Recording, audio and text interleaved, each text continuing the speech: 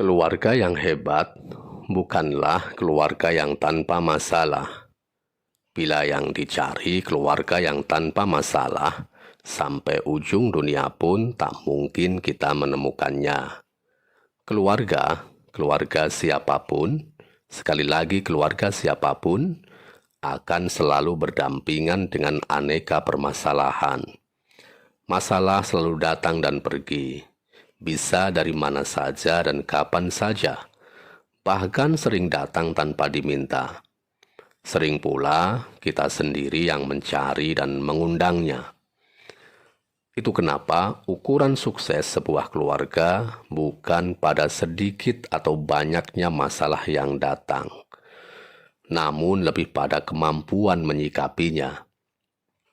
Keluarga hebat adalah keluarga yang memiliki kemampuan untuk menyelesaikan aneka permasalahannya dengan elegan.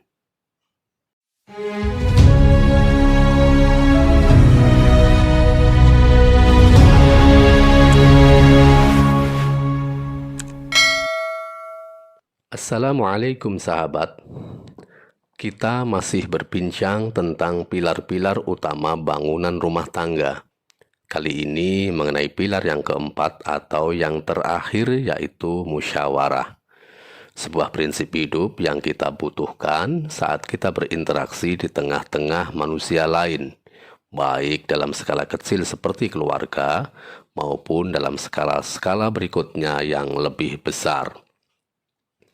Dalam keluarga, kita hidup dan berinteraksi dengan anggota keluarga yang lain.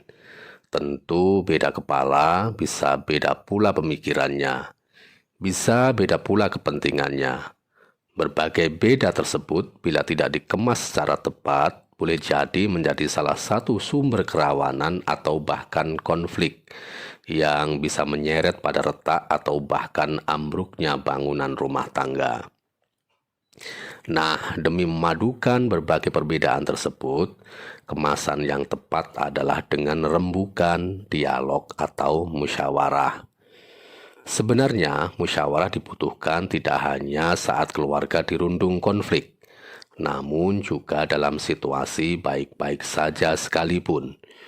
Saat keluarga hendak merencanakan sesuatu yang melibatkan anggota keluarga yang lain, sangat baik bila dibicarakan, dimusyawarahkan. Liburan keluarga, memulai usaha, merencanakan pendidikan anak, dan sebagainya bisa disebut sebagai contoh. Hanya kondisinya darurat musyawarah alias wajib hukumnya saat keluarga sedang diterpa konflik dan butuh jalan keluar. Tidak ada cara yang lebih elegan menyelesaikan konflik selain dialog atau musyawarah. Bersikap cuek dan membiarkan konflik tetap berkembang dengan pura-pura menganggap tidak ada masalah hanya akan menjadi bom waktu yang tinggal nunggu pemicu saja untuk meledak. Apalagi bila memilih kekerasan, adu otot, adu kekuasaan, pastinya ini lebih berbahaya lagi. Kekerasan, adu otot, adu kekuasaan boleh jadi menyelesaikan masalah, namun percayalah itu hanya sementara sifatnya. Setelah itu akan muncul masalah baru yang bahkan lebih besar. Tentu, agar musyawarah bisa produktif dan tidak terseret dalam debat kusir, perang kata-kata yang tak berkesudahan, ada beberapa prinsip yang mesti kita pedomani. Yang pertama, adanya iktikat baik dari para pihak. Sepanjang para pihak memiliki keinginan yang sungguh-sungguh untuk selesainya persoalan, percayalah permasalahan pasti akan menemukan jalan keluarnya, sebesar apapun persoalannya. Bila perang antar negara saja bisa rampung di meja perundingan, masa sih urusan keluarga, urusan antara suami istri nggak bisa rampung dengan rembukan? Problemnya terkadang mereka yang berkonflik sendiri tidak selalu punya iktikat baik ini. Misalnya dari salah satu pihak atau bahkan semuanya. Yang kedua, saat bermusyawarah, saat rembukan, penting untuk menjaga sikap respek, sikap hormat pada anggota keluarga yang lain. Sekalipun itu istri sendiri, suami sendiri, atau anak sendiri. Sikap respek membuat suasana musyawarah menjadi nyaman dan berlangsung tanpa intimidasi, sehingga dari suasana seperti ini, seseorang bisa menyampaikan gagasan, pendapat, ataupun ide-idenya dengan bebas tanpa tekanan. Dengan suasana nyaman seperti ini, besar kemungkinan pertukaran ide bisa berlangsung dengan lebih natural dan produktif. Dan opsi-opsi yang lahir dari pertukaran ide itu lebih mudah digali dan diupayakan. Sayangnya, masih sering terjadi masing-masing pihak tidak mampu menjaga sikap respek ini.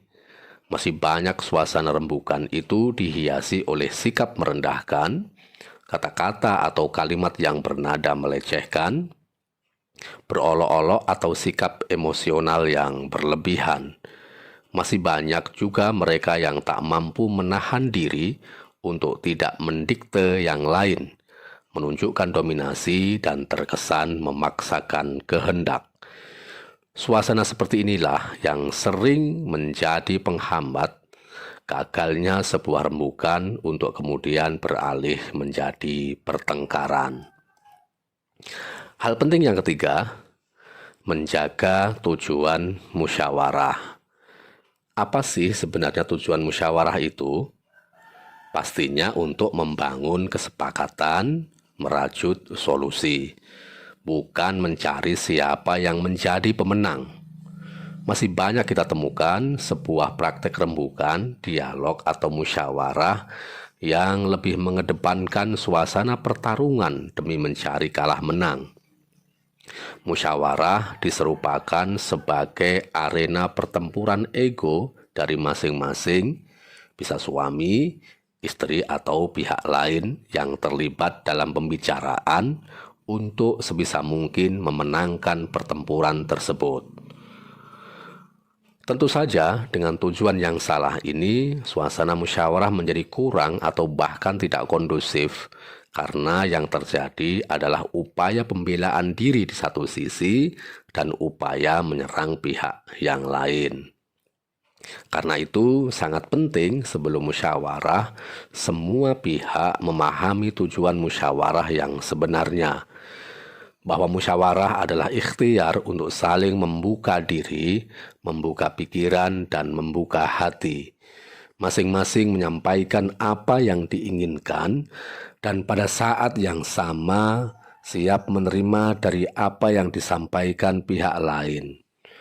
Setelah saling berbagi pikiran ini, mereka dengan kepala dingin, dengan pertimbangan-pertimbangan yang rasional, mencoba menyusun solusi dari konflik atau persoalan yang terjadi. Walhasil, jangan pernah putus asa saat dirundung permasalahan keluarga. Saya yakin bila 3 prinsip ini benar-benar dipahami dan dijalankan dengan tepat, apapun permasalahan keluarga akan bisa dirembuk, dimusyawarahkan, dan ketemu solusi terbaiknya.